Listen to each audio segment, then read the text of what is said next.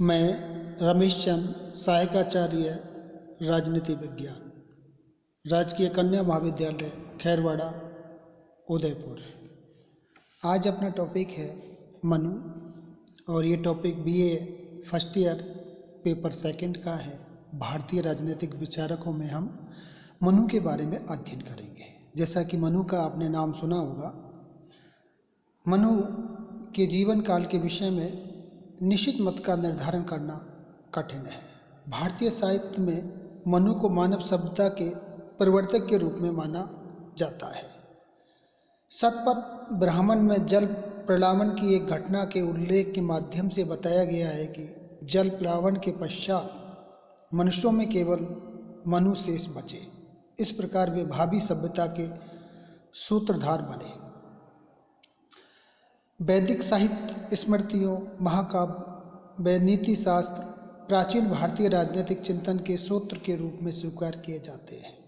राजनीतिक व सामाजिक चिंतन के सूत्र के रूप में स्मृति साहित्य का विशेष महत्व है। स्मृतियों में सर्वाधिक महत्वपूर्ण मनुस्मृति को माना जाता है। मनुस्मृति के रचना काल के विषय में विद्वान एक मत नहीं है। डॉक्टर विनय कुमार सरकार मनुस्मृति को 150 ईसा पूर्व का ग्रंथ मानते हैं। डॉक्टर सालेटॉन ने मनुस्मृति की रचना का समय 1900 ईस्वी पूर्व से 1800 ईस्वी पूर्व निर्धारित किया है। मनुस्मृति की विषय वस्तु। मनुस्मृति मूल रूप से राजनीतिक प्रकृति का ग्रंथ नहीं है।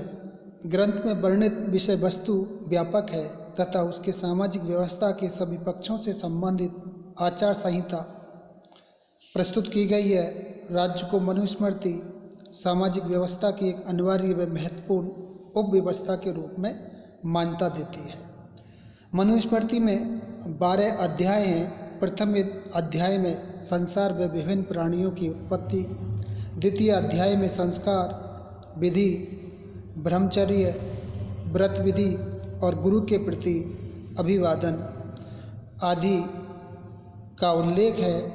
तृतीय अध्याय में ब्रह्मचर्य की समाप्ति के बाद पंचमहायज्ञ और नित्य श्राद्ध विधि का, चतुर्थ अध्याय में ऋतु, ब्रह्मचर्य आदि जीविकाओं के लक्ष्य व गृहस्थ आदि के नियमों का वर्णन किया गया है। पंचम अध्याय में भक्ष्य और अभक्ष्य पदार्थों और मनुष्यों द्वारा शुद्ध रहन सहन को सुनिश्चित करने के नियमों का उल्लेख किया गया है। छठे अध्याय में वानप्रस्थ और संन्यास आश्रम, सातवें अध्याय में व्यवहार में निर्णय, कर ग्रहण आदि राजधर्म, आठवें अध्याय में न्यायालयों में साक्ष्य की प्रक्रिया आदि का वर्णन, नवें अध्याय में वैवाहिक संबंधों से संबंधित नियमों, संपत्ति का विभाजन, अपराधों का निवारण तथा वैश्य व शूद्र के अपने धर्म में अनुसंधान आदि से संबंधित। 10वें अध्याय में विभिन्न जातियों की उत्पत्ति और आपत्ति काल में मनुष्य के कर्तव्यों का उल्लेख है। 11वें अध्याय में पापों की निवृत्ति से संबंधित और अंतिम 12वें अध्याय में कर्मों के अनुसार मनुष्य की 3 उत्तम, मध्यम व अध्यम प्रकार की सांसारिक गतिविधियों, आत्मज्ञान, मानवीय गुण दोषों, नैतिक मूल्यों आदि का विवेचन किया गया है। अब इसके अंतर्गत हम राज्य की उत्पत्ति के सिद्धांत का अध्ययन करते हैं। मनुस्मृति में राज्य की उत्पत्ति के संबंध में जो विवरण मिलता है उससे यह अनुमान लगाया जाता है कि मनु ने राज्य की दैवीय उत्पत्ति के सिद्धांत को प्रतिपादित किया है। मनु का मत है कि इस संसार में राज्य के न होने पर बलवानों के डर से जनता में व्याप्त असुरक्षा के कारण संपूर्ण संसार की रक्षा के लिए ईश्वर ने राजा की रचना की। यह स्पष्ट है कि मनु ने राज्य की उत्पत्ति के स्थान पर राजा की उत्पत्ति का उल्लेख किया है। इस तथ्य से यह व्यक्त होता है कि मनु ने प्रसंग के अनुसार राजा और राज्य को पर्यायवाची शब्द के रूप में प्रयुक्त किया है, किंतु इसका अर्थ यह नहीं है कि मनु शासक के रूप में राजा और एक संप्रभु संस्था के रूप में राज्य के मध्य कोई सैद्धांतिक अंतर करते हैं। शासक की देवी उत्पत्ति का संकेत देते हुए मनु ने कहा है, ईश्वर ने इंद्र, वायु, यम, सूर्य, अग्नि, वरुण, चंद्रमा और कुबेर का सारभूत अंश लेकर राजा की सृष्टि की या राजा का निर्माण किया। मनु का कथन है कि समस्त देवों के नित अंश से रचित होने के कारण राजा तेज से सब जीवों को अभिभूत करता है। मनु के अनुसार यह राजा देखने वाले के नेत्र तथा मन को सूर्य के समान संतृप्त करता है, अतः पृथ्वी पर कोई भी इसे देखने में समर्थ नहीं है। मनु के इस कथनों का यह स्पष्ट अर्थ है कि राजा जिस सत्ता का प्रतिनिधित्व करता है उसे मनुष्यों द्वारा चुनौती नहीं दी जा सकती। इस अर्थ में वह संपूर्ण शक्ति का प्रतीक है। मनु ने स्पष्ट किया है, राजा अपनी सत्ता में अग्नि, वायु, सूर्य, यम, कुबेर और इंद्र आदि देवों की शक्ति को प्रतिबिंबित करता है, अतः इसका प्रभाव प्रभावशाली है।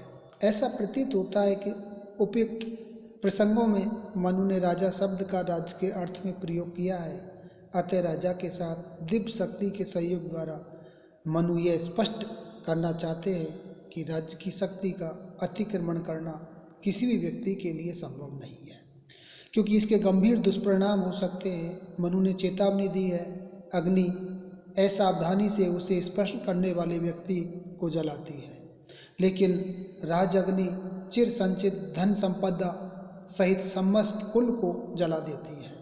मनु ने राजा शब्द को राज्य के संस्थागत अर्थ में प्रयोग करते हुए यह स्पष्ट कर दिया है कि शक्ति व प्रभाव वस्तुतः शासन के पद पर बैठे हुए व्यक्ति का नहीं अपितु राजसत्ता का है। मनु का कथन है कि साधारण मनुष्य मानकर राजा के पद पर प्रतिष्ठित बालक का भी कोई व्यक्ति अपमान नहीं करे, क्योंकि वह वस्तुतः मनुष्य के रूप में स्थित देवी शक्ति का ही प्रतिनिधि है। यह माना जाता है कि मनु ने राज्य की उत्पत्ति की प्रक्रिया का व्यवस्थित विवेचन नहीं किया है।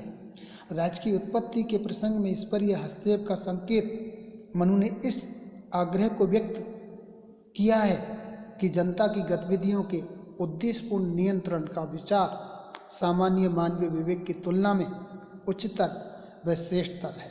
शासन के मूल विचार की श्रेष्ठता को ही मनु ने दिव्यता के रूप में परिभाषित किया है। यह ध्यान देने योग्य है, मनु ने राज्य की उत्पत्ति के संबंध में जिस दिव्यता का संकेत दिया है वह पाश्चात्य विचारकों द्वारा प्रतिपादित divine right of the king, राज्य की या राजा की दिव्य सत्ता की धारणा के समरूप नहीं है। मनु शासन की निरंकुशता का समर्थन नहीं करते। मनु द्वारा राज संस्था के द्वारा जो दिव्यता संयुक्त की गई है वह राजसत्ता की दिव्यता है, राजा की नहीं। मनु ने राजा को केवल ऐसे अभिकर्ता के रूप में चित्रित किया है जो निर्धारित उद्देश्यों के लिए दिव्य सत्ता का समय विशेष पर उपयोग करता है। धन्यवाद।